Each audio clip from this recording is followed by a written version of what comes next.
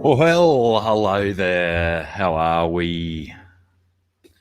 I am not Aqua, mate. No, I am not. I'm filling in for him for this wonderful episode of this live stream. Oh, I thought I was going to burp, but I didn't. Where we're going to do a little bit of chit chat and draw. There it was. It went. Draw these shirts. One of these ones. And one of Rumble's. And I believe special guest Sam Parker from Parker's Reef YouTube channel is also giving a shirt away in the stream. That'll be exciting too. Hope I win that one because I forgot to buy one when I was at the expo, didn't I? Slack. Get a couple of good days out the way. Hello Blake, hello Clint, Mr. B, thanks for sharing that out. Good job. Galar, how's it going? GRB, g'day mate.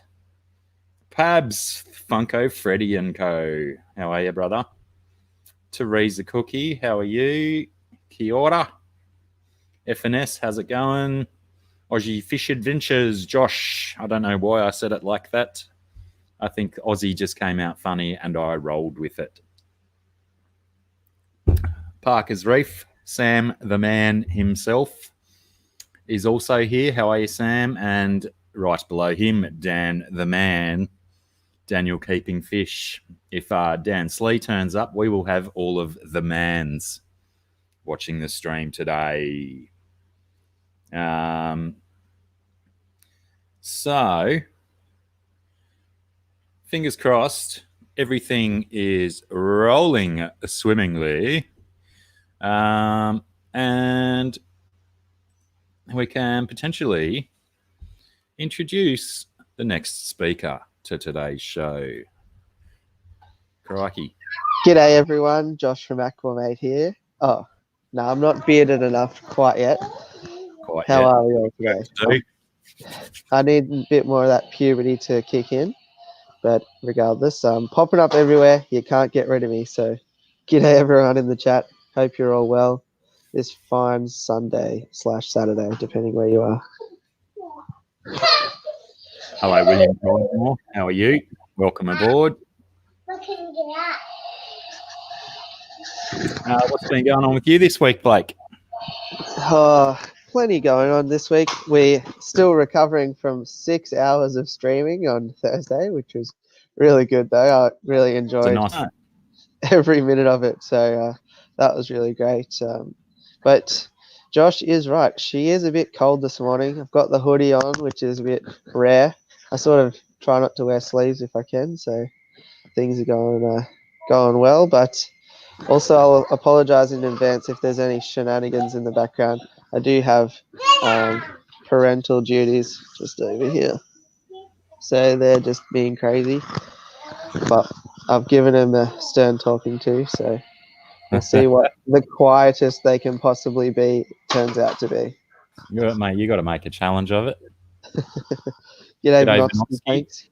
Oh. How are you, mate? I forget what I was going to say. That's probably good timing. G'day, you mob. How is everyone? That was pretty damn spot on, I thought. I learned from the best. You even got the pitch, the notes correct. How is everybody? Thank you, Clint, for the $1 super chat or super sticker, is it? Appreciate it. There's not many people here. Usually, I think everyone's been auctioned out. I was watching Susie Q before. They were doing a live auction from the Cichlid Club over at that big fish break thingy. Deal. Yes. Was Haley the auctioneer? Yes. And Mike from the Fish Tank Barn was holding up all the fish for everybody. Yeah, right. Yeah, I watched a little bit of Alien World Aquatics live stream, or replay of his live stream, because when I got up this morning, I think most of the live streams were done except for the auction one to come. And then started watching Joe Rogan instead of the fish stuff. I saw because he went live. I was like, Joe Rogan doesn't usually go live. Obviously they were watching fights, just talking crap. Yeah, the fight companion. It's usually a fun Joe Rogan stream until Eddie Bravo and Joe Rogan start arguing. Yes. How cold is cold for us guys though? It's 15 degrees. So it's not too cold, but it's not shorts and t-shirt. Well, G'day, Rumble. Sure on the TV behind me. So it's been a couple of weeks since the expo. We'll talk about the expo shortly because we have Sam Parker joining us pretty shortly. It'll be a perfect time to discuss everything that was the Underwater Pet Expo. But what have you been up to in the 2 weeks since? And what content have you put out in terms of Black? Not a lot, really. Not very little Melbourne related, except for flying there and flying back. I was going to say, you did that one. You took us on the trip. And I did a live stream and I did a searching for a cow video. I like looking for the cow video. If anyone's seen the Blair Witch Project, it was a bit like that, except with a cow. It was, a bit of a spur of the moment thing. But she's a lovely little cow. And the lady who owns the little cow, Minnie Moo, no, that's the cow's name, not the lady's name. She was absolutely freaking out because she's got a lot of love for that little human cow. I felt the least I could do was to put in a little bit of effort to try and help her find the thing. Fair enough. How about you, Blake? You've been busy as always. Yeah, always busy. But I think I'm done now in terms of expo videos. I did have a number of things that I didn't end up putting out, but I just thought they couldn't really fit anywhere. So, sort of summary is I did a whole video, the Sunday live stream, which unfortunately is deleted now, but that happened. What else did I do? The interview with Bodgy and there was one other one I thought. What was that? Oh, and the aquascaping contest one. So I think that's enough. I don't want to sort of spam the expo chat too much, and I think we've got a good base for future years. Mr. Kaplan says that she can't stop staring at your hair. It's so pretty. Pretty good, isn't it? I need like a fan or something to. USB battery ones. Yeah, but Anyway, listen, I do feel a bit naked though because I don't have my usual bells and whistles. I don't even have a fish tank to put behind us today. Speaking of being naked, what are you wearing? Oh, well, speaking of being cold, I'm finally debuting the Blake's Aquatics hoodie. So pretty. It looks really good from here. So that's a Teespring hoodie, yeah? Correct. And one thing that I really like, I was talking about how I don't really like sleeves often. I hate when you have a really tight cuff here, but it's quite good. You can easily just sort of pull it up. That's what I end up usually doing when I stick my arm in a fish tank. I have one of the very rare Dr. Black t-shirts. It's even got the YouTube logo and the fish on the sides, and then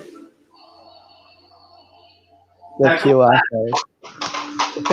Wear that around all your local fish stores so people can scan your back. You could do one of them, like you could do a QR code for your Tinder and put it on your t-shirt and just walk around. That doesn't reek of desperation at all. That shirt is actually so rare, it's one of a kind, never to be repeated. Really? Handmade. I mean, hand printed. It did end up costing a bit in iron-on transfer paper. Yeah, and marginal dents in the strain between myself and Scungy as the production episode was happening. do just want to say g'day to Nathan Fishboy and Jesse from HC Aqua, as well as everyone else who's popped up in the chat. Yeah, actually, I'll do a bit of a roll call. I haven't said hello to everybody, which is rude of me. So I think Clint kicks everything off with the super chat. Thank you, Clint. Bunko, Freddie and Co. Teresa Cookie, how are you? 11 degrees there this morning, so probably pretty much the same here. F&S Fish Room, Josh, how you doing? Daniel, keeping fish. Daniel and I are doing a Aquamate experience video in 2 days. like 58 hours or something like that. Yeah. Where are we? Teresa, same people. William, Pridemore, how are you? GRB, things. Velocity, thanks. Tinra, Mr. Kaplan, Calypso Reefing. Oh, Calypso Rumble, how are you? Cichlid Aquarium Keeper. Cooker. Glass Fish Tank. Nathan Fish Boy. On the topic of Cichlid Aquarium Keeper, he's asking about how the coronas are going down here, and I'm quite happy. I'm off work for 2 weeks, so the fish tanks will be looking very crisp tomorrow when the kids have daycare. Not so much on the weekend, but yeah, I'm pretty keen to be getting a lot of videos and stuff happening whilst I can. Yeah, it's all starting to get a little bit real, but it's all still, well, that's the thing. For me, it's all still business as usual, but I just got this feeling that tomorrow there'll be a bit of a discussion around what we do, because I have to go to people's houses, and it's not a thing where if they've got an issue or I've got something, I'm not going to know and they're not going to know. So it just doesn't make sense when I can find over the phone. Welcome, and Jesse, I didn't say hello to you before because I didn't get that far down. I did 2 videos on the expo that we're talking about, and I was thinking when I was filming on the day, I could do like one on the aquascaping, do one on the people, do one on the stream. Like, I ended up just pushing it all together, and I think it turned out pretty well. It was good fun meeting everybody, and then trying to get some of the just playing around with the music, the setup, the aquascapes, and all the other tanks, a lot of the saltwater stuff. I keep thinking about saltwater, probably more than I used to, which is no. Sherry, how are you? Yeah, I think that was the big one for me as well. And the surprising thing is how many people I actually got talking to and started, put faces to names and all that sort of thing. I wasn't really sure if there was going to be anyone or if it was just going to be us 3 sort of standing around in the corner. Exactly. But yeah, it was really great. They're doing that at that big fish deal that their guys are at now, whether it's still going or whether that's finished up. But they had like a bit of a stage, and they had a really good poster in the back. I think it was Meet Your Favorite Fish Tubers. And they had like Fish Room Fever, Chattanooga Ed, Oddball, Susie Q. I think Mike from Fish Tank Fun. I think there's JH, Amber, Big City Betters. Alien World Aquatics and Paige. Were they there too? Yeah. I didn't see them there. That's good. So it's definitely a place for it, I think, in those sorts of exhibitions. And it's good to see them getting involved with some of the presenting as well. Clint's saying they've got 6 cases down in Tassie. I don't know how many we've got here. I do. 49. 49 cases. And how many people in Melbourne? There is 2.7, 3 million people. Yeah. It's a weird one. Can someone mail me toilet paper? It is empty over here too. I don't understand the toilet paper craze, but yeah. I managed to find some at Aldi, little 4-packs, and I took 2 up to the register, and they said we can only sell you 1. Like, come on, mate, there's 4 rolls. I've got 2 kids. I was like, can he buy 1 and he buy 1 and I'll buy 1? But they weren't having it. That's silly on that. I can understand like 24, 48 packs or whatever. Yeah. I jumped in because it all started going a bit silly, and I was at the shops, and I was like, why is everyone running around with toilet paper and stuff? Like 2 big packs, so I'm not really stressed about it. Humans are a loopy creature.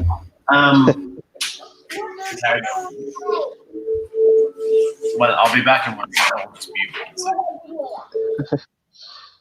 Looks like it's the weekend for kids. Seems that way. How you been, Jill? Haven't seen you for a bit. Sherry Kramer, how are you? I didn't say good day to Nathan Cooker before. How are you, fellas? And Yeah, Jesse? I'm sure Jesse, bidet sales are probably going gangbusters. They've probably never sold any before, and now they're selling heaps. Overdue too. The popularity of the bidet. Maybe Big Bidet is responsible for the coronavirus. Maybe it's all a myth. Hey, we could start a business and call it Bidet, mate. Quick, do it now. It's gone now. Someone just registered it. That's an interesting conspiracy theory, though. Maybe we'll find out that Japan have had these high-tech toilets for ages. We'll find out that China have invented one, patented it, and they're going to be starting to ship them everywhere. Or maybe the iPhone will be able to help you out instead. I was saying to Josh last night that maybe big TV was responsible for Corona because they're getting all of these live sports to continue playing, but no one going to the games. All of these sports playing to empty stadiums, which means more viewers on the television. Yeah, it's going to be TV is doing surreal. Surreal next. For example, in 4 days' time, round one of the Australia Aussie Rules kicks off. Usually, there's 80,000 people in the stadium. It's going to be so strange to watch. I think. I wonder if they'll be pumping in fake crowd noise like they have at some sports. Yeah, or they did it at the basketball, the Australian basketball. I was listening to it on the radio the other day, and they had fake crowd noise and constant music playing. And I think they were doing it at the NBA in America as well. One of my mates was saying it'd be really good if they just get one guy with a megaphone for each team up the opposite ends and just give them unlimited beers so they can just sit there going, "Ball!" Oh.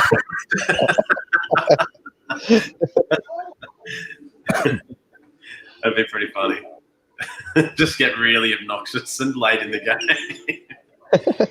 That said, though, I would have attended my team's game if I was allowed to. I wouldn't be so concerned that I wouldn't go to the game.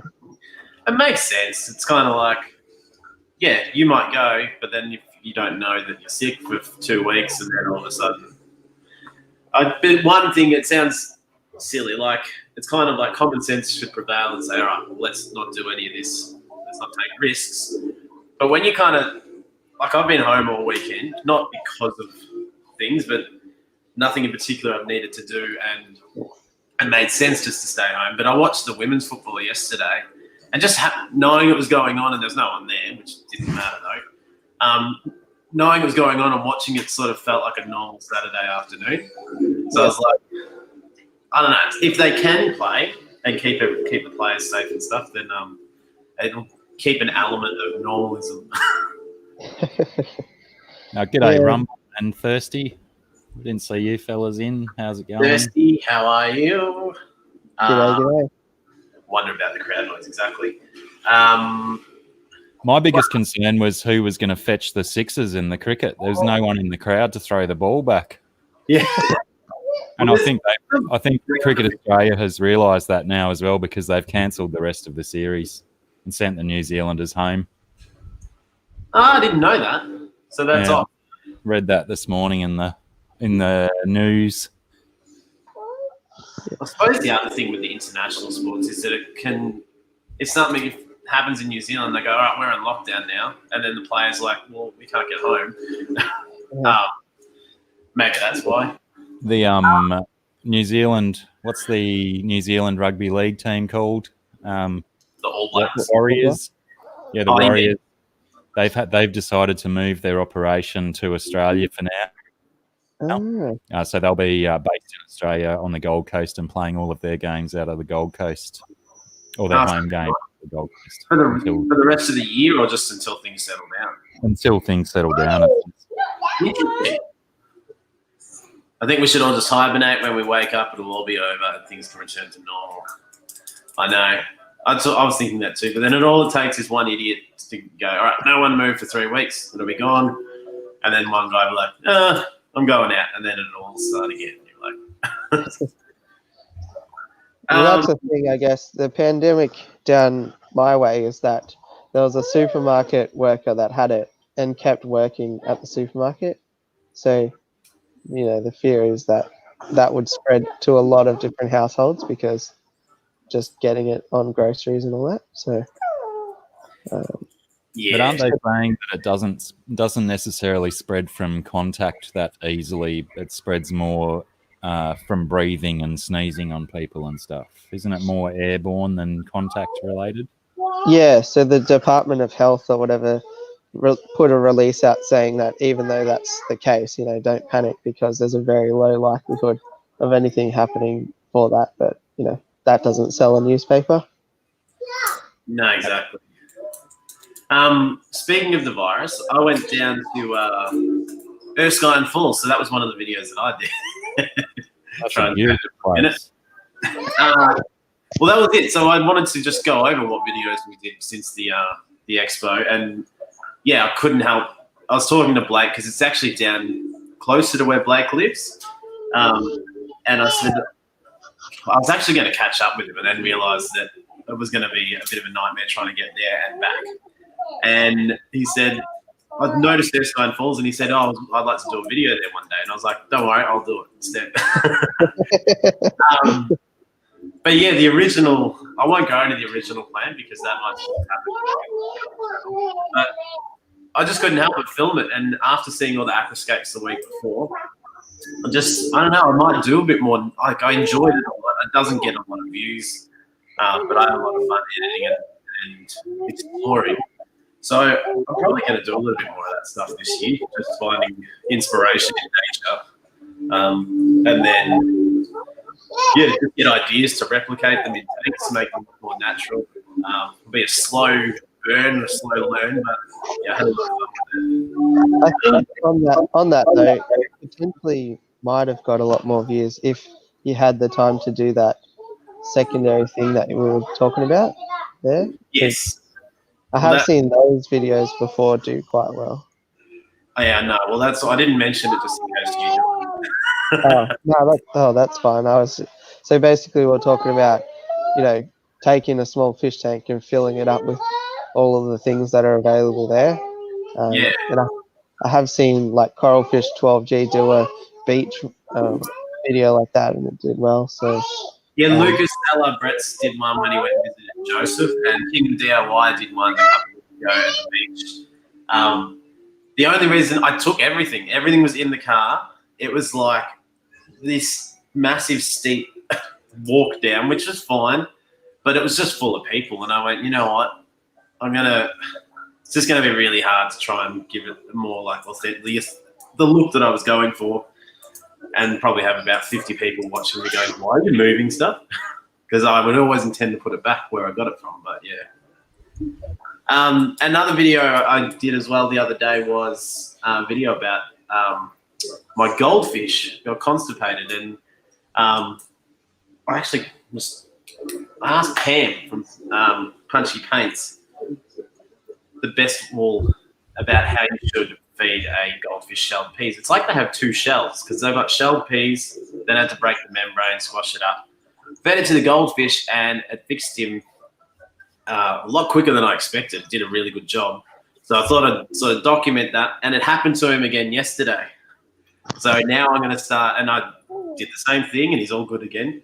But now I'm going to start thinking about putting him in maybe another tank with just feed that tank sinking food, because I'm thinking that's what's happening is he's going up to the surface and pulling too much air in. But that was a different one. I didn't expect to make that, but it was happening in front of me, so I thought I would. Just going to send our guest a message.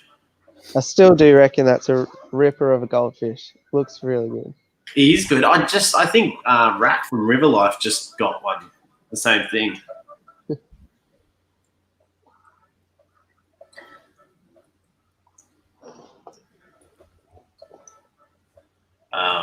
So I'll touch on it at the moment as well. We are giving away T-shirts to our Aussie viewers. Sorry, but we can't be sending stuff internationally at the moment, can we? So we're going to be drawing this roughly about 12:15. We're going to have Rumble join us at 12 o'clock, and he's going to announce his winner, and I'm going to announce mine. And I'm actually thinking of going old school and writing the names down and putting them in the hat, and then I'll get Harry to pull them out or something like that. So I'm going to do that while we're talking to Sam, and while you guys ask him some questions. So speaking of Sam, the one and only Sam Puck. Hey guys, how you doing? Good. How are you? Good, thank you. Good. Despite looking like I'm sunburnt on the camera here, I promise I'm not. I'm not sure what's going on with the camera, but I'm always sunburnt, apparently. Love the T-shirt. Oh, yeah, cheers, man. Yeah, I got a couple spare, so I thought I'd better wear one. I bought one of those on the day, and a few more times my wife hasn't told me to take it off because it's ugly yet. So I'm like, sweet, I can keep wearing it. And my wife wears them around the house, so I've obviously got a green flag to wear mine around whenever. That's good. Just quickly before we ask about the expo, you always sound crystal clear. What mic is? Got my Rode wireless mic here, hooked up to the laptop. Yeah. Except I found out that I need that SC7 cord for it to work. So. Yeah, the other one. Yeah, you got. This is one that comes with it, but you need the one with the grey end. Yeah. Yeah. So it's a pretty good preparation for now. You plug it into your computer and then it just wirelessly picks up your voice. Is that right? Yeah. So it's got a transmitter and a receiver, they've got like a wireless connection, so you can plug it into your phone if you're like out and about doing videos, or if you're at your PC like this, rather than using the mic. It's all the way over there and gets a bit echoey. Clip it straight onto here and you're good to go. Perfect. Now, the hard-hitting questions. Yeah, man. The dust has settled. It has. I felt like, as a spectator, as a customer, I don't know what to say, that I thought it was a real success. What are your thoughts? Yeah, man, massive success. Much more than anticipated, to be honest, which is good. I mean, it's a good problem to have. As you guys were talking about before, I was listening in with the coronavirus stuff. I tell you what, we dodged an epic bullet there. We were literally about 2 weeks away from losing 30 to 40 grand just pouring it down the sink. So, I didn't think about that. Like that, definitely over 500 people, so it wouldn't have even been allowed to go ahead. Wouldn't have been allowed to go ahead. But even say if it was this weekend, the numbers people just wouldn't have come anyway.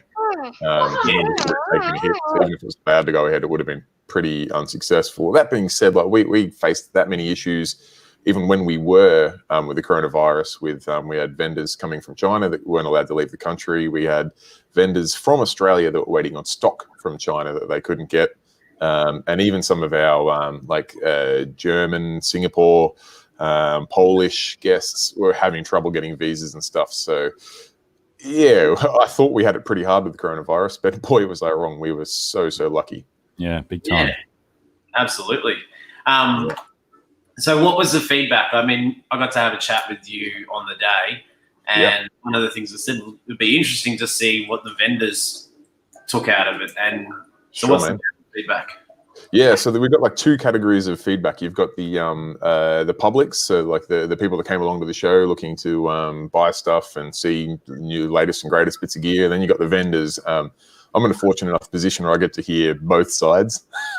And we'll start with the vendors. They were absolutely blown away. Like they never expected it to be that big. They never expected the vibe to be that positive. And just, I guess that everyone expected it to be a success, but people were thinking around about 500, 600 people, not 4,000. So for the dollars we charged vendors, it was probably about 4 to 5 times the turnout they were expecting. So they were stoked. That's what you want to hear. Yeah, it's great news. I mean, the sort of the benchmarks we had were the Pet Industry Association of Australia. They used to run some shows. I think they did them for about 5 or 6 years. For the first 90%, so say 3 or 4 of those years, they were trade only, which turned out to be not that successful because everyone that set up a booth, but then the customers would then go look at everyone else's booth, so it was a little bit awkward. And then they realized that, and the final year they made it open to the public, but the sort of the horse had bolted by then, and it wasn't a huge success. And being a pet industry show, aquarium stuff kind of is always in the shadow of cat and dog. It's always cat, dog, bird, reptile, then aquariums. So they were kind of shoved in the back corner. Yet ironically, when you look at the pet industry across the market, you can't buy cats, dogs, even birds are a little bit harder reptiles definitely a little bit harder to get from pet shops, yet fish you can, right? So the amount of money coming from the vendors into the Pet Industry Association is pretty strong from the aquarium side, but the representation was a little bit low. So I guess that some vendors there are a little bit, they felt a little bit hard done by and didn't get the exposure they wanted from those shows. Granted, that was a few years ago, and the Pet Industry Association of Australia have done some big changes to try and get aquariums better represented in that scene. And they were probably at the point where they were gearing up to have a go at a show themselves, and then came along and said, "Yeah, I'll do it." So thankfully, they got behind us and backed ours, which ended up being pretty good. So where I was going with that long-winded story was the benchmark was their shows, and we significantly smashed their shows out of the park. So we're happy. Absolutely, I haven't been to any of those before, so I suppose I was just going off my imagination of what it would look like. It wasn't that different for me, man. I had to promise you. And I've got a pretty vivid imagination. And so I say hi, Sir Prawnalot, Kiwi Mamo, Rounded Rob, C23, Ugly Man's Reefing, Aquatic Nests. Thank you for joining us. Just a little boost, people jumping on. You just mentioned, so that was part of the what was it, Pet Industries or? Yeah, Pet Industry Association of Australia, PIAA. So they had a lot of other animals. Was it a coincidence that you were on the same day as the Reptile Expo? It depends what you define as a coincidence. In that we didn't, I didn't know the guys from the Reptile Show before we started looking at venues, but when we did go to Melbourne Showgrounds, we had a bit of a look around at the different halls they had and seeing what dates were available and just how much money you were going to have to hand out to make it happen. They mentioned, they go, "Oh yeah, we've got a reptile show that's on this weekend. They have this hall here, so you won't be able to have that one." And we sort of went, "Sorry, what? You have a reptile show?" And they're like, yeah, it's been going for 12 years and they get a couple thousand people. Yeah, you guys wouldn't want to be on the same weekend as them because that'd be competition. And I'm like, yeah, we do want to be on the same weekend as them because even if it is competition, you don't want to try and bring people back to the same venue 2 weeks apart. You want to get them while they're already there, particularly if you're paying exorbitant parking fees. You want to make the most of the time while you're at site. So from there, we reached out to the reptile guys and saw if we could try to leverage a little bit. In full fairness to them, they were a little bit dusty with the situation at first. They were sort of like, "Yeah, we've been doing this for over a decade. You guys have never done it. All of a sudden, you want us to help you. Yeah, sure, you can say that you're on the same weekend, but that's it." And then we started saying, "Well, how about if anyone that goes to your show can get into our show for free?" And they were like, "Yeah, that's fine. Yeah, do that, no problem." And then once they sort of started seeing some of our marketing and started seeing it's we'd pre-sold, they got a bit more keen then. And I'm pleased to say that now I guess we've earned some respect, and we're keen to collaborate and work with each other, potentially on a shared venue even for next year. So we could combine our resources and get a real top-of-the-line venue and sort of try to combine the shows. That is exactly where I was leading with the next question was going to be. Would you join forces, and how would it look? Yeah, the logistics of how that works yet. Yeah, look, full disclosure, we haven't sat down and talked about it. We have sort of given each other a tip of the cap to sort of go, "Yep, cool, we can see there's crossover here and we can help each other," because One big venue is a fair bit cheaper than two smaller venues. So plus it gives you a little bit of buying power too. You can kind of negotiate with places like Melbourne Showgrounds a bit more if you say, look, you either look after both of us or you get none of us. So, the economy of scale and things like that starts to, you get one lot of insurance instead of two, and tickets and things like that all becomes just a little bit easier. But I'm getting a little bit ahead of myself because we haven't worked out any details of that yet while this virus thing's going around. No one's talking events other than cancelling them. So that's having fun and getting ahead of yourself. Have you guys got any questions for Sam while we're here? Because I'm just keep chewing his ear off and. I guess I think you're doing a good job. If you're going to have both expos at the showgrounds again, maybe have them at buildings that are next door to one another instead of on opposite sides of the showground. Yeah, originally one of the buildings we looked at was next door to the one where the reptile show was. The big thing that turned us off that, even though it kind of didn't make a big difference at the end of the day, was that one was not climate controlled. And we just started freaking out, thinking if people bring in $150,000 worth of livestock and it's a 40-degree day and they all die, I don't want that on my conscience, nor do I want that as an outcome. But we just went, no, this is scary. We'll go to the one that's climate controlled. That decision was probably justified because it was quite a hot day on the Sunday. So the climate control didn't seem to do a lot either, ironically, but I'm sure it was better than if it wasn't there. So what was the actual attendance? Our official/unofficial attendance, mainly because we didn't have a mechanism for counting those reptile entrants. But we went with a very conservative figure on that, and we came up with a total of 4,011 people for the weekend. Wow, that's impressive. I was thinking somewhere along the lines of 2,000 over the weekend. I thought that was where it was going to sit, but on Saturday, I think it's already done it.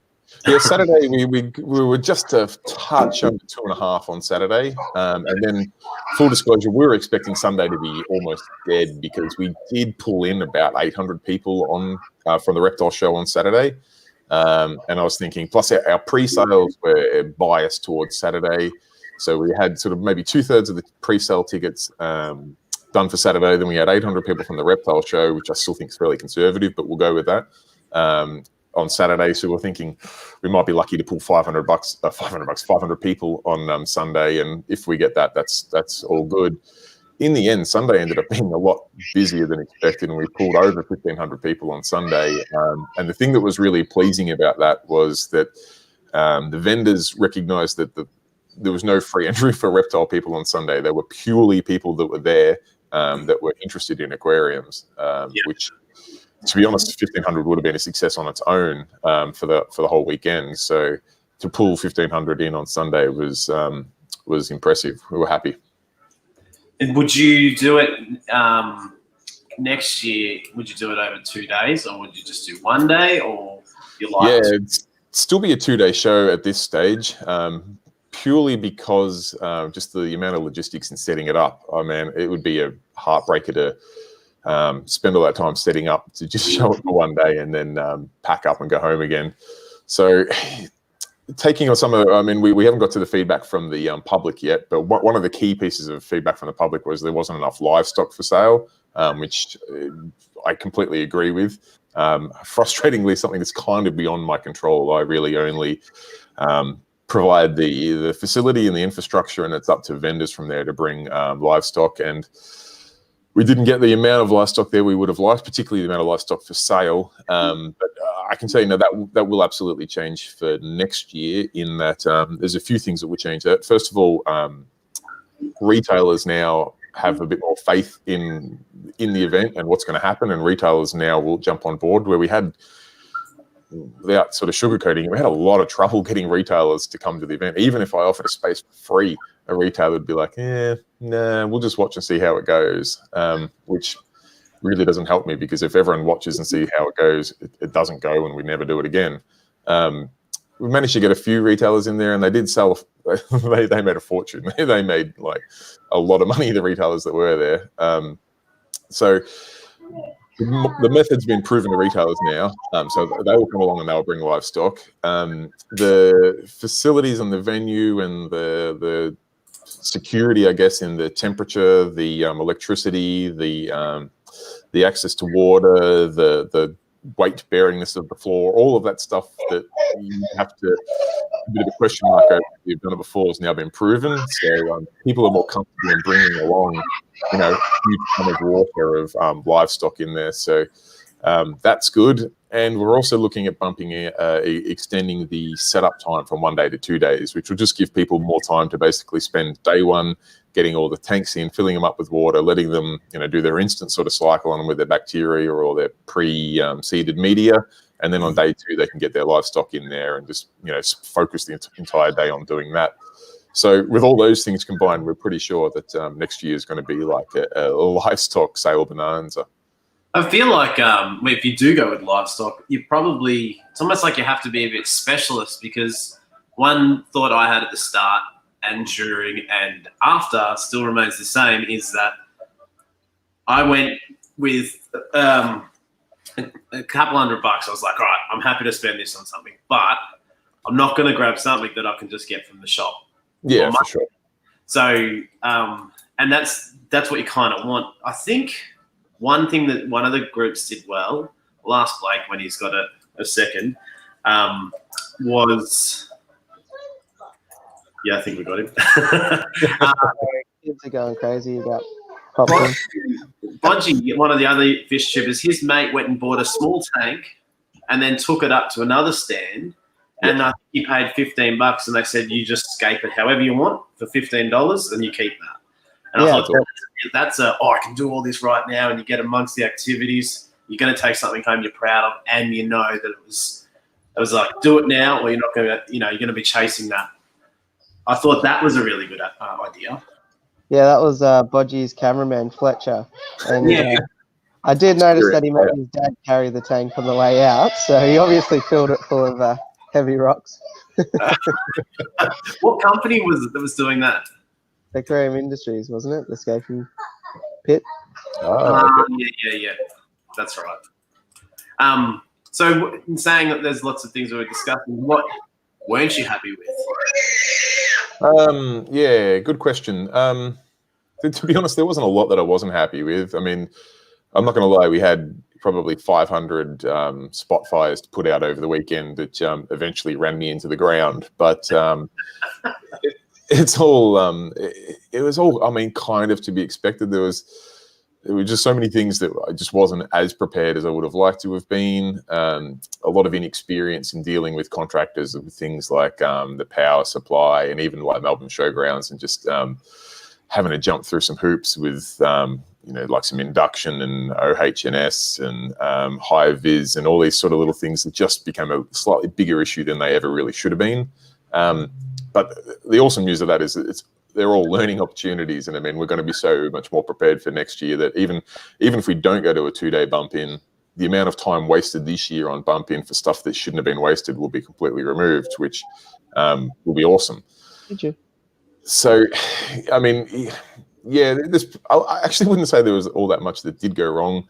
One thing I would change is we had the presentation space upstairs, which just was too difficult to find, or people, when you would announce a presentation, people would sort of look up the mezzanine and go, it's too hard to get to, where if it's on the floor and you're passing by, you're likely to sit.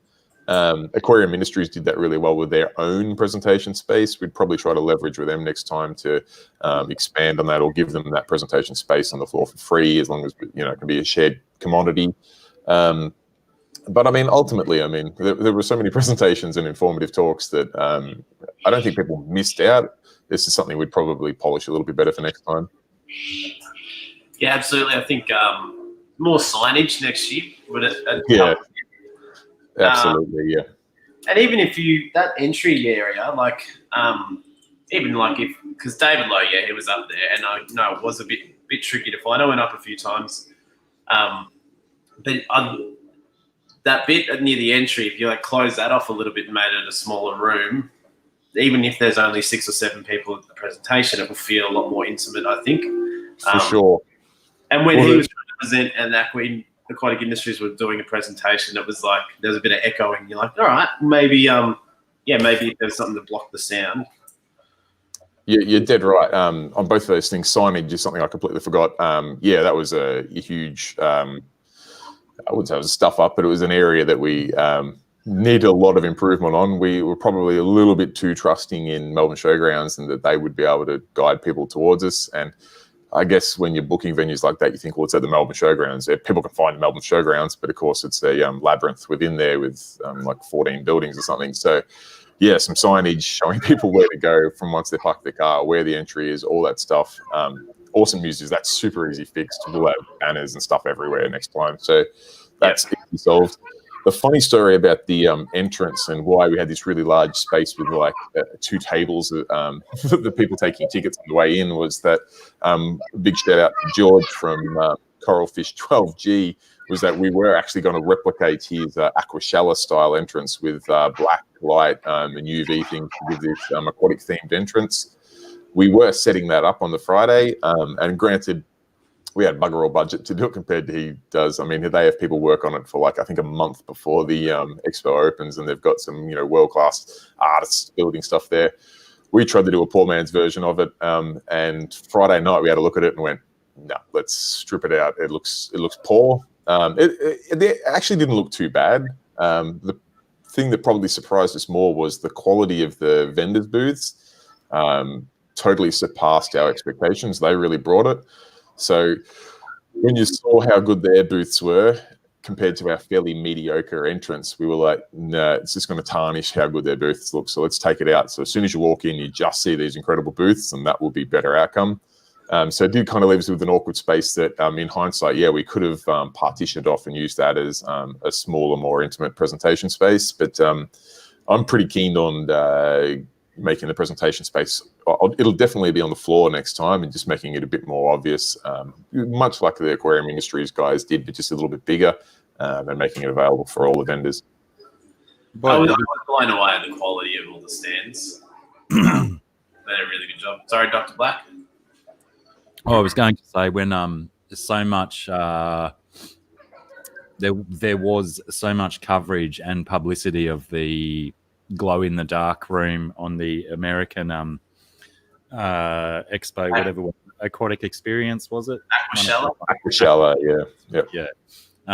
That I suppose if you put up a substandard version of that you're not happy with yourself, then, yeah, you're instantly going to get those comparisons, aren't you?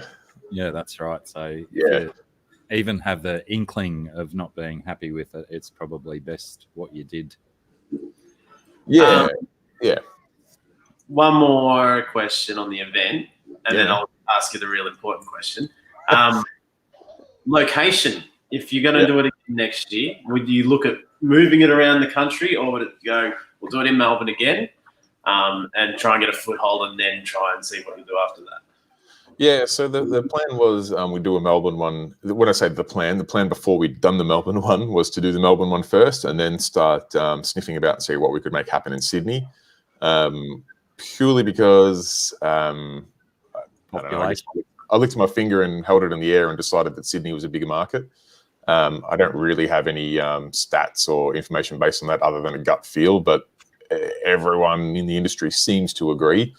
That being said, it's a bit awkward, I guess, depending on how well, based on the success we had despite the unpreparedness, I guess, for the Melbourne event, I can now see and I can almost grab it. It's almost like this rope in front of you that I'm just trying to grab.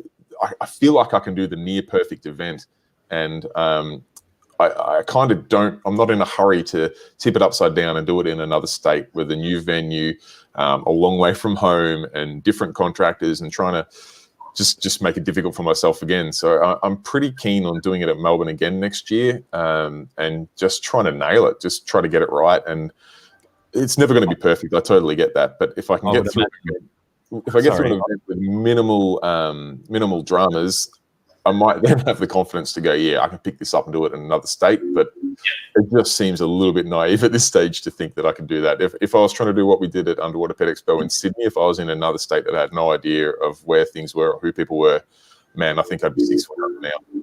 Yeah, surely the first few it would make perfect sense to do them where you're familiar with until you really hone it in and nail it down.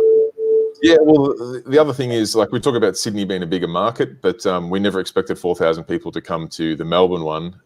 And with full disclosure, like, we had starfall marketing budget. The number of people post the expo have gone, oh, I didn't even know it was on, or I would have come. The potential for it to be 6,000 people is so ridiculously simple, and 6,000, I think, is probably at this point in the game is getting to the point where it would be bursting at the seams. So the need for a bigger market's actually not there at the moment. Melbourne's more than big enough. That's more people than we could need. So why make it hard on ourselves? Let's do it Melbourne again. Yeah. Just popped in my head then. Would it, only because some of the Americans are over at it's more of a fish club meeting, I think, the Big Fish deal, and they had a set up for a lot of shows for fish, contests, aquascaping contests and whatnot, and then they had a auction afterwards. Yeah. Is that something where you go, all right, the logistics of pet stores bringing in fish and then not selling them and then try and get them back, or then having a couple clubs have an auction room and go, this club's going to auction at this time, this one's going to auction at that time, and then people can go, I'll go and look at all this stuff, but I really want to go see the cichlid club auction, or I really want to go see another, shrimp auction. Yeah. Yeah, for sure. Interestingly enough, we did open up this time around. We contacted a few fish clubs saying, come along and be involved. We didn't quite get the appetite. That'll probably change for next time. But you did right with the auction idea. It's something we came up. I say we came up. We didn't come up with it. It was an idea that dawned on us over the weekend. Was the complexities of livestock, and if it doesn't sell, what do you do? And then, the idea of auction came along, which would give us a real draw card to get people to come back again on the Sunday as well. Not that we had issues with it, but if things are available, say full expo price on the Saturday, but then things that didn't sell, all those vendors could say, yep, go auction this either at no reserve or a quarter of the retail's reserve. Just sell it. I don't want to take it back. Not even just livestock, but even some of equipment and supplies there. If they just had this big auction for the second half of Sunday, that could be huge. So it's definitely an idea. I mean, I'd have to toss it around to some of the vendors to see whether it's something they'd be interested in. I get the gut feeling they would be, because by the end of the weekend, no one wants to be packing stuff up to take home. They just want a fat stack of cash in their pocket and go home happy. So I reckon they'd be pretty keen on it, yeah. I reckon it's a good idea.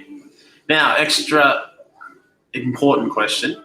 Yeah, is that a pinball machine behind you? Yeah, I got a couple of pinballs back there, yeah. Everyone's like, shut up about the expo. You've got a couple, do you? Yeah, I've got the one you can see there. You kind of can't see the other one behind it, but that one's a Williams The Shadow, which is a movie from the 90s. The movie absolutely flopped, but it's actually a pretty good pinball machine. And then I got a Simpsons Pinball Party on the other side of it. I think when we do our visits, we'll have a bit of fun, all right? Pinball is one of my other loves. I must admit, the last pretty much since I started Underwater Pet Expo, I hadn't had a chance to play. But so maybe the last 6-7 months, I haven't played a lot of tournaments. But I used to play like world ranked tournaments. So I've got a world ranking, which at the moment it's measly. I'm like about maybe not even in the top 1,000, but say about 900 in the world. Man of many talents. The dragon, and Reef keeping. Pinball, I don't know. There's something about it, man. The tactile physics of something that's not a digital reproduction. I love it. It's such a equalizing hobby. I love it. I love pinball too. If arcades, all I do is pinball, nothing else. I want a pinball machine over there. Although then, if I get a pinball machine, I wouldn't be able to fit a car anymore. Not with that attitude. That's right. Yeah. Teresa Cookie, yes, that's me in the background. That's the playlist that we were playing at the expo. So I don't know if you saw it, Sam, but we had our spot. I just had like a little Microsoft Surface sitting there, just playing a playlist of all the Aussie fish tubers. So it's awesome. I just put it on and thought, usually I'll have sport there, and I thought it's fish related. So speaking of channels, what's coming up on your channel? Yeah, I probably need to do almost something like this, a little bit of, once the dust settled from Underwater Pet Expo, let the public know what we've learned from it, what the plans are for the future, and acknowledging some of the things that didn't go as best as we'd like, so that people know that, you know, we're not arrogant to think that it was perfect. We're going to learn from it, make it bigger, better, and probably most importantly, let people know that, yeah, we will be back next year. I know I was fairly open in discussing that this first event, the aim was really to break even. And as the sort of unexpected things come up, particularly in like the weeks before, you start finding some really big holes in the net where large amounts of money start siphoning out. But thankfully, because the number of people through the door actually did bring us back up, so even though we had more expenses than expected, our income was higher than expected. So we did end up breaking even, which was, believe it or not, actually the gold standard. That wasn't our pass mark. That was our ultra high distinction mark. So now that we've got that, we're absolutely primed to run the next one bigger, better, and actually pull a small profit from it, which would be a reward for a lot of effort, I guess. But yeah, more so on my channel, I've got a fair few contacts, I guess a little bit more respect in the industry. So I've got quite a few videos leading on from that. I've got a trip up to Cairns when Triton. I'm not sure if you freshwater guys, I don't know if you guys do ICP testing at all of your water. No, but I watched your video. Yeah, right. So it's pretty hardcore. ICP, yeah, you get a sample of water. Currently, there is an ICP in Sydney, but I don't know. Some people question how good a quality it is. The absolute industry standard is one over in Germany by these guys, this company called Triton. It's a multi-million-dollar machine. You send a sample of water over, and as opposed to doing like your water tests at home, where you're testing, you know, your pH and your alkalinity and all these other things, it goes into this lab, this machine that like breaks the water down and can actually identify every single ion in the water and then give you a very precise number for like 80 parameters. So you get some really weird things, like you find out parts per billion of molybdenums in your water and stuff like that, right? So it's a little bit out there. At present in Australia, like I said, there is one in Sydney. Probably doesn't have a huge amount of favour, so people are sending them either to Poland or Germany. America do have some now, but it's still easier to send to Poland or Germany. Triton, the German company, is now actually the main guy from Triton lives in Cairns, and they're shipping a completely assembled lab to him in Cairns. So it's going to be the first one in Australia. You'll be able to get ICP tests done in like 1 or 2 day turnaround, which is revolutionary for reef keepers. So they're keen on having me come up to do a bit of a video of their brand new facility. Apart from that, I've got a bunch of products to test, review, give some honest feedback on. I was going to do a smaller reef show in Sydney on the 4th of April. The ones that I've been doing leading up to Underwater Pet Expo, where they're just people selling their coral frags. That unfortunately has been cancelled because of our good old mate, the coronavirus. So that one's off the table for now, but I am still planning on heading up to Sydney, a distributor up there, a distributor for ADA actually, so Aquariums Australia. They bring in some freshwater things as well as some marine things. They want me to come up there and do a bit of a tour of their warehouse and facility. So yeah, I've got a cool few fish-related mini trips coming up, which will be a bit of fun. That's awesome. Just to clarify, the ICP testing, it's not testing your water for clowns in makeup who rap on stage, is it? No, it's not. Someone had to go there. I'm glad. I wasn't even thinking about the insane clown busting. Yeah. No, nothing, when are you going to Cairns? What's that? Sorry, man? When are you going to Cairns? As soon as this ICP lab is ready. So I believe it's be up there for a couple of weeks in May. So probably going to be close to May, actually. I believe the lab is either on a boat or about to be put on a boat, and the guys up in Cairns have their warehouse now, and they're preparing it. So they're like sealing all the concrete floors and walls. So I think they were saying probably a month to 2 away. And what are we now? We're mid-March. So, I mean, yeah, it'd be somewhere around May. Cool. So anyone with their unused Juggalo merchandise, send it on to Sam so he can wear it up to Cairns. That's right. Yeah, I'll get my Insane Clown Posse merchandise happening. Gosh. Now, do we have any questions from here? I'm sorry, guys. I've been just... There was a question from Chewy before. Well, just while you go through and try and find a question, I'll just have to jump off because these kids are being crazy. So sorry for basically being muted 80% of the time, but always good chatting to the three of you. And it's not good we get to look at your hair. It's all right. I'll organise a fan next time just for. I won't be able to concentrate. Thanks for joining. Good luck with the shirt giveaway. I might come back up when you announce me the winner because we did rig that. Right? All right, sweet. No worries. We'll be doing that very shortly. I can see you contestants in the chat. Just put my name down on that in the hat a few times, like 5 or 6. Thanks. That's right. See ya. See you, mate. Now, where was the Chewy question? I've got it. In Australia, is there any interest in cold marine aquariums, and would Aussies like to learn about that? Probably best to you. Yeah, I can answer that one. Temperate marine tanks. I don't know if I'd say. Well, there is interest. How much interest is another question. It's such a strange thing in that we are exposed. We have so much cold water marine livestock in Australia, yet it strangely is quite difficult, like equipment-wise, to keep them. You got to run the tanks around about 20 to 21 degrees. It requires some pretty decent chilling, and a lot of people also run like double-walled glass on the aquariums to try and keep, because typically our houses are a little bit warmer than that. So it ends up becoming a fairly extensive amount of equipment and electrical requirements to keep them. That being said, we've got some absolutely wicked cold water species of fish and even some corals just off the charts in the cooler waters. So there's a real niche of people that are into it. It's realistically probably 1%, maybe less than 1% of the marine hobby in Australia.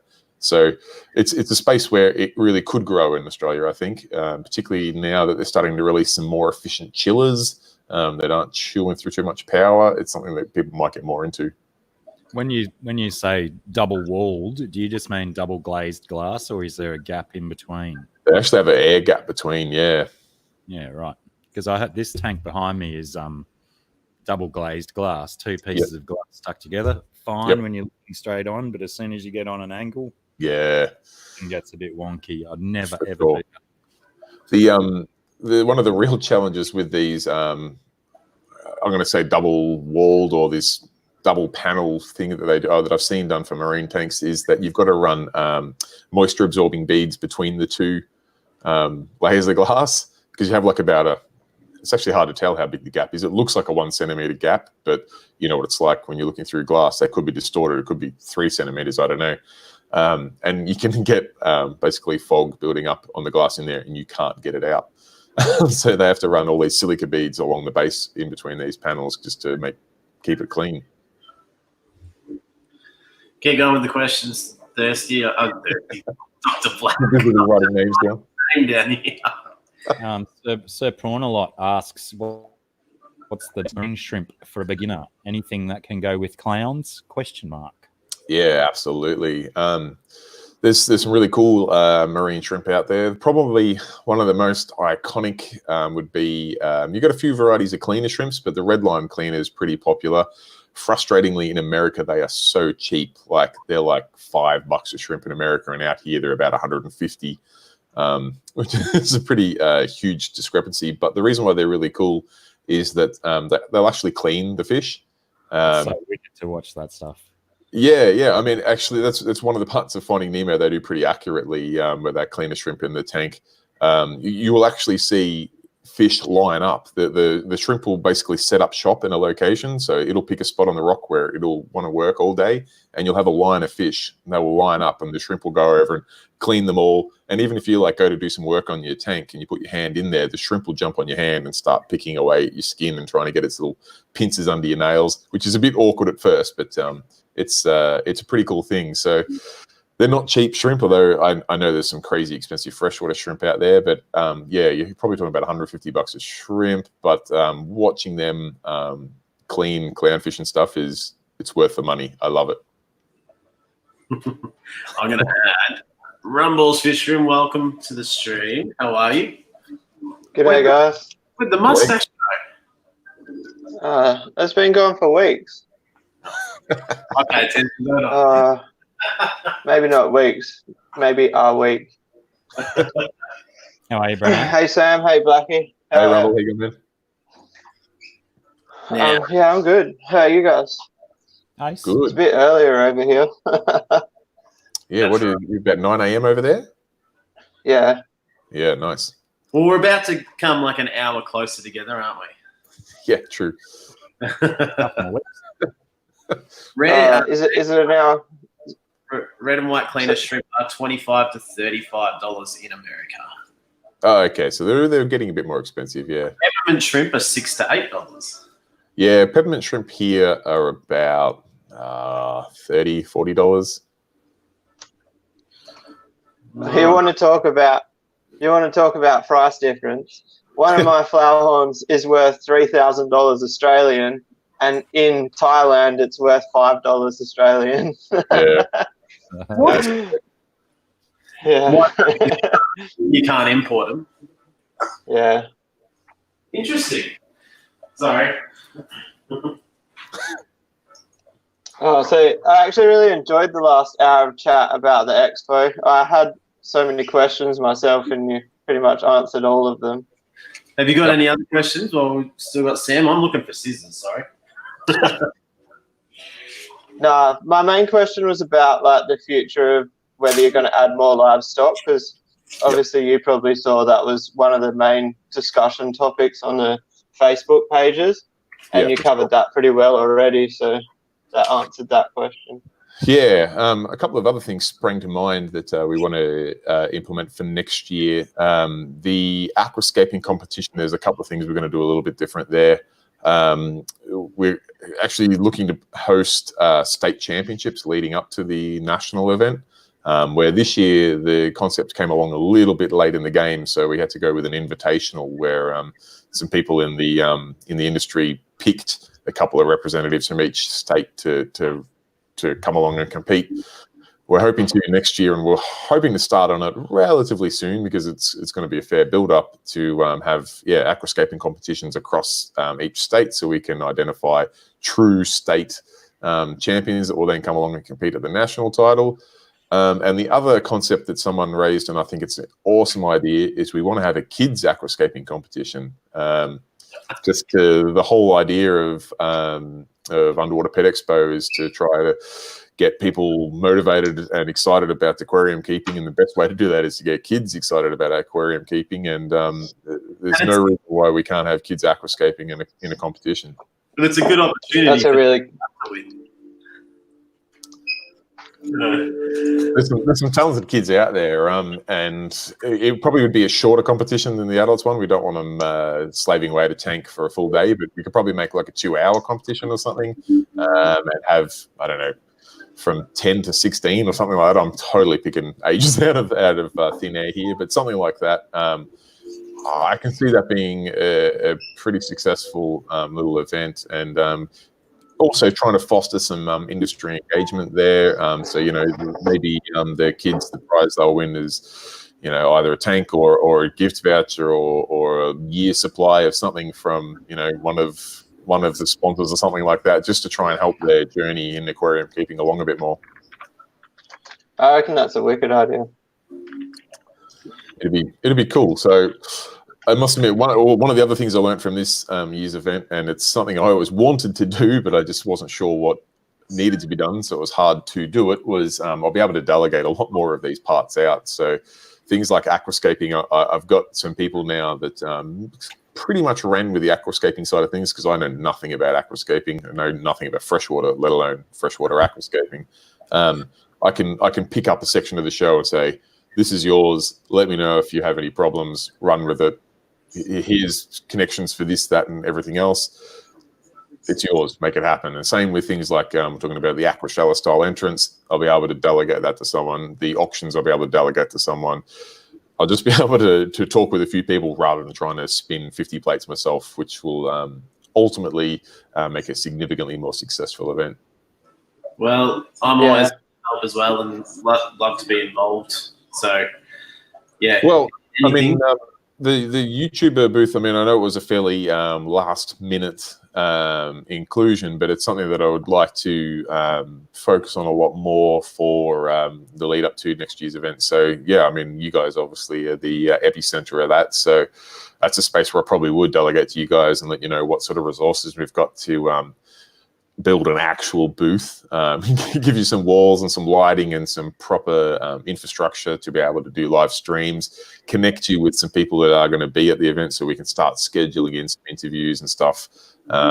We've got time to do it properly now, and we should have, I mean, it's the sort of thing, at least a lot of those brands in the industry now are cottoning onto the marketing potential of YouTube, and a lot of them also don't have access to doing stuff on TV. So they have marketing dollars that they're wanting to work with. So we might be able to get a little bit of backing and support there to make a pretty slick little outfit, I think.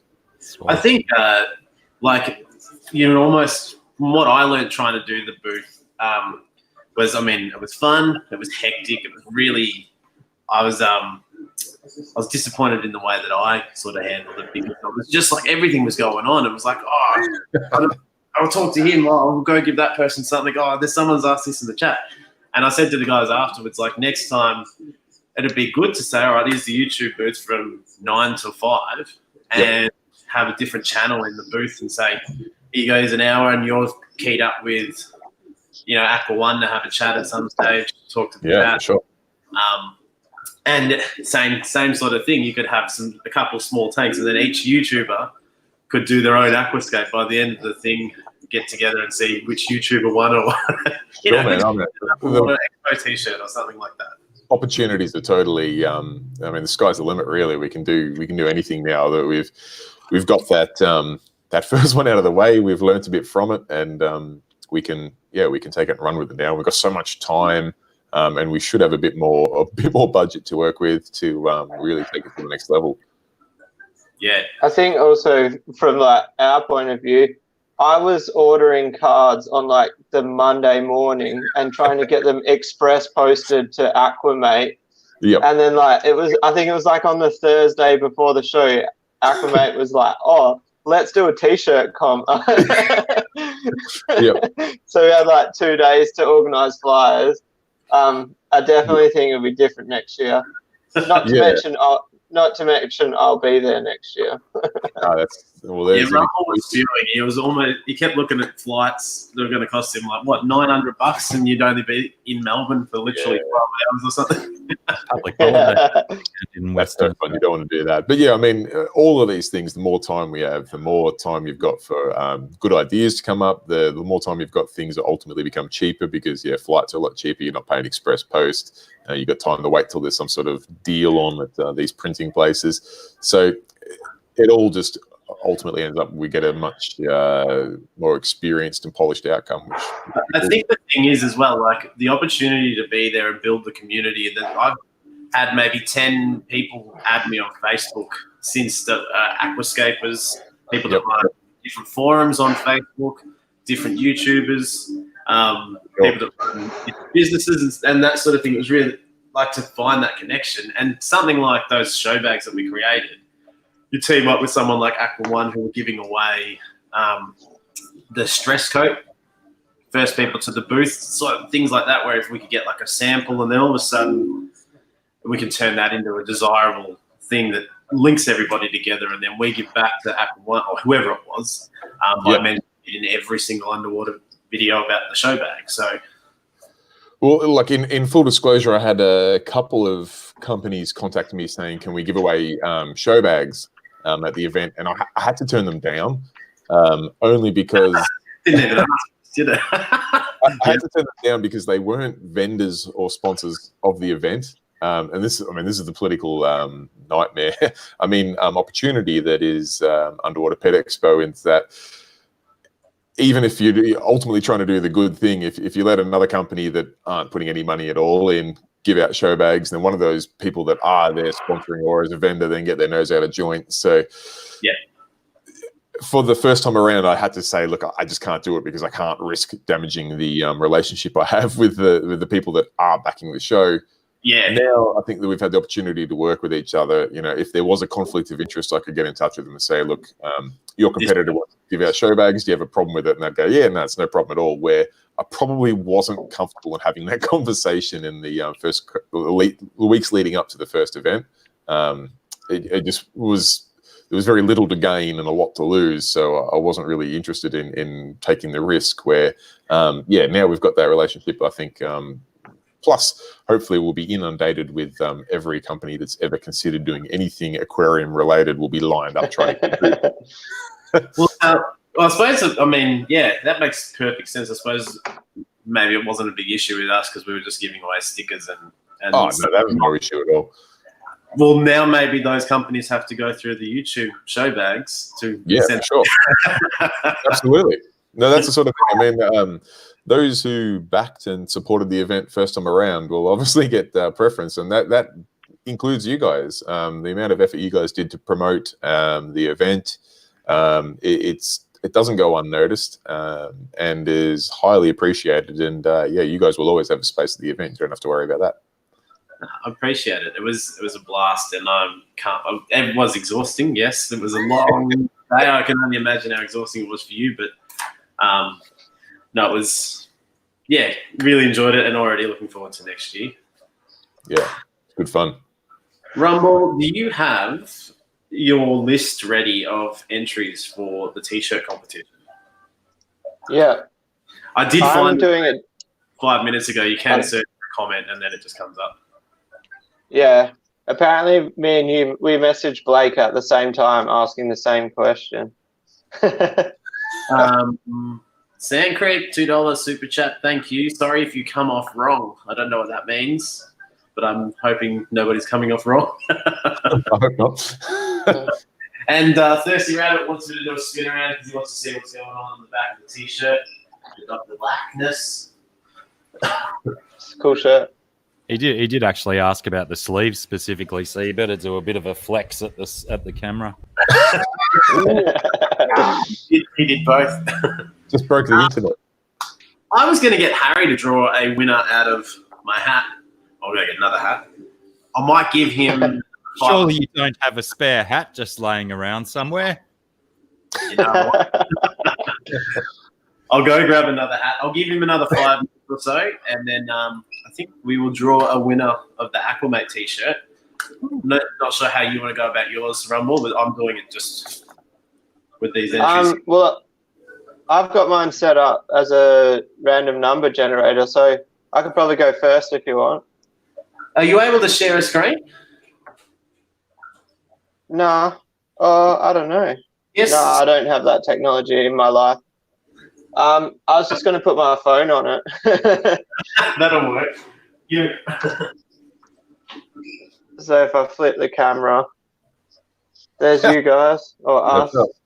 All right. So I'm actually really surprised. I only got 10 entrants, even though there was 50 show bags, and at least 6 of these entrants are people that I've convinced to enter the competition. So the number next to your name is your number. Aquamate's number 1. He was the first one to enter. Oh, and so there haven't had anyone enter yet. I'm like, all right, well. So then your number is actually the order of the people that entered. I literally just copy and pasted it, and then so I got just a random number generator. So, all right, so just on it. So, there you go. I'm just showing. I'm just showing that it is random. Yes, because number 1 came up first. Yeah. Yeah. It's a little too random. Just quickly, like a full disclosure as well, there was a part of me that was sort of thinking, all right, don't make it eligible to some of the other fish tubers. But then at the same time, I was like, all right, well, it's sort of for everyone. And we've all supported each other for a long time by just watching, commenting, liking, joining each other in collaborations and whatnot. But we appreciate all the new people as well. So I thought, nah, it doesn't matter. If Dr. Black wins mine or Rumble wins mine or something, then I suppose it's only fair. Well, actually, Dr. Black better not win because he's got a T-shirt already. Look, if I win yours, Aqua, mate, just do a redraw. I don't even think you entered mine. Yeah, I did. Oh, I left you out. That's fine. I've got one, thanks. All right, I'll put Rumble up on as solo layout. Can you tell us, Rumble, who is what number, and then we'll do it. All right, so we'll go back over that. So that's the numbers. Okay, yep. So surely everybody that's in that list is watching this stream. Hopefully, you told them. All right, so this will be the real one. 10. Jason. Oh, Jason. He's not even here. He's probably still in bed. So he's actually been hassling me for a shirt for months, and I keep saying no. It's fated. That works for me, but I don't have to pay shipping. I'll put a clause in it. He has to pick it up. That way I never actually have to give him the shirt. And he gets out of the house again. Well, Harry was going to help me do mine, but I will go back here. So I have 14 entries. Melissa Richardson entered 100 times. There's only one entry per person. We've got Ugly Man's Reefing, GRB Aquatics, Sir Pronalot, John Johnson, which is that's Blake's father-in-law, I think. Clint's Aqua. John Johnson's a fish. And Jason in the chat. He's there? Yeah, he's here. Congratulations, guys. Congratulations, Jason.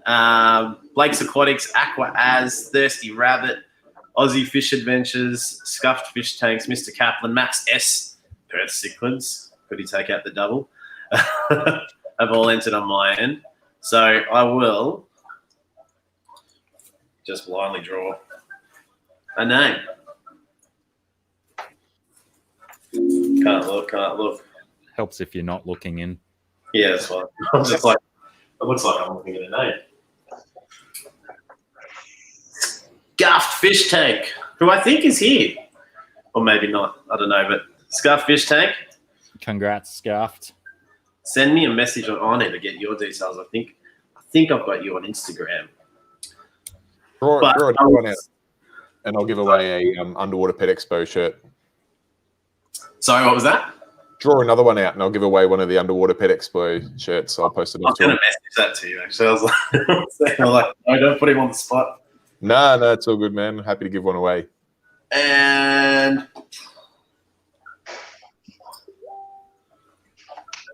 the winner of an Underwater Expo shirt, I'm pretty sure this person is here, is Aqua AZ. Aqua AZ, congrats. Hell yeah. Leave it, if you can leave a comment after the stream, just with your email address, Aqua AZ and Scuffed Fish Tank. I'll try and see if I've got you guys on Instagram anyway and reach out. But reach out to us. I'll talk to Sam. I'll see if maybe I can get a T-shirt off him and I'll send them out or work out the logistics. But we just need your address and the sizes. And congratulations to all three winners. It's awesome. Brilliant. Bob's like, I won? No. So Perth Cichlids is the only one here that actually won. Oh well, that's good. All right. So, what's in store for the next few weeks for you, Rumble? What's coming up? You've been doing some. I made 3 videos yesterday. I was proactive. 3. I want to, yeah.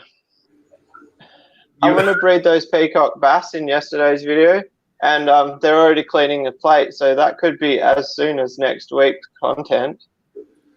What else? Playing with that Sun canister filter. We all know how I feel about that. And I haven't mentioned it on my channel yet, but after all this caboodle with canister filters and frustrating me, I've decided I'm just going to make my own. So there's going to be a DIY canister filter. Nice, that's a good idea.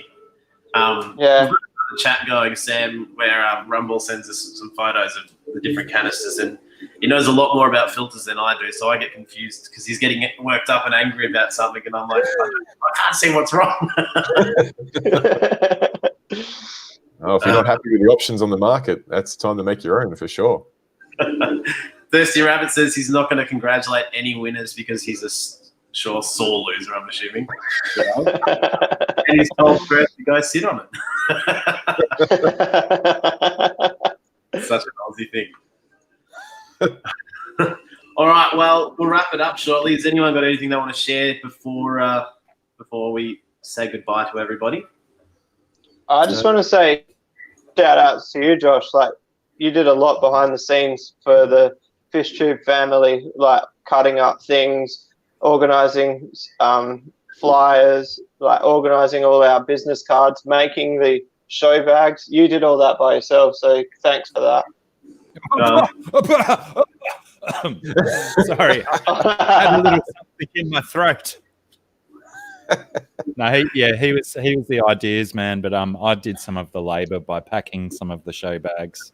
I didn't know that. I take it all back. No, I take it all back then. We most of the show done. Thank you. I appreciate everything you guys did, and Blake did a lot too on the day. We just ditched him there and told him to sit.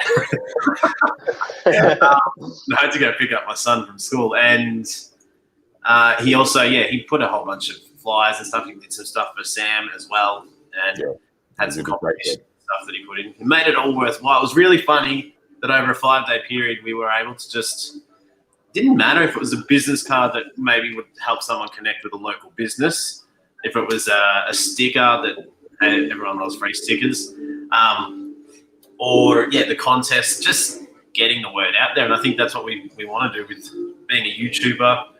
It's always fun when someone watches your videos or when people join us live like you guys and everyone in the chat. There's 40 people here.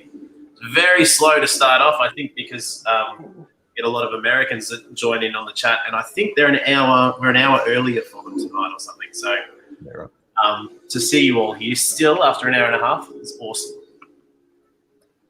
Nice. And there's a few people saying they're going to be there next year, Sam. So I reckon there could be quite a few there next year. So far we might have 4,003 people have said it, I think so. That's it. All right. Thank you, guys. Hey, Joe, I think Blake had Scuffed Fish Tanks win one of his prize packs last week, so he's probably got contact dates for Scuffed Fish Tanks. Yes. And Blake also definitely needs lots of buckets of kudos sent to his house for the effort he put in YouTube booth and whatnot. I better write a t-shirt. It was which, shouldn't I? You can always check the video again. Look, Underwater Pet Expo. If anyone does want to buy any of the t-shirts, they're like, we can get them for like $15 plus postage. So if you are bum thirsty and you do want to get one, I'm not trying to make any profit out of a t-shirt, but we can try and hook you up, because I'll do an order. There's a few people that have already ordered some. I've been waiting for this to then order it and make sure that I've got a few extras. But if you're interested, you know where I am. Just reach out, Instagram, Messenger, Hangouts, whatever. But I'll try and add you to that list. Actually, likewise, I'll jump in there if it's all right to say. I've still got a bunch of these Underwater Pet Expo T-shirts that I send out, including post Australia-wide, $20. If you've got any international viewers after one, let me know. It'd be $15 plus whatever the post is overseas. So probably, I don't know, $25, $30 Australian with the exchange rate at the moment. That's nothing. So if anyone's chasing an Underwater Pet Expo T-shirt, get in touch. Probably through Aqua.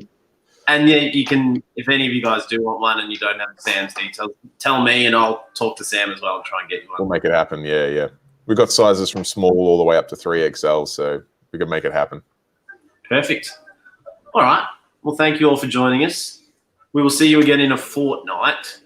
And I think we will be pushed back 1 hour, or we push forward. I can't remember. Because America, the daylight savings time has already kicked in, and we're going to kick in exactly a fortnight. So just stay tuned all day, and we'll come on at some stage. Schedule it anyway. Thank you, everyone, and have a great night or great day wherever you are. And thank you, Dr. Black, Rumble, and Sam for joining us. Thanks for having me. Thanks, guys.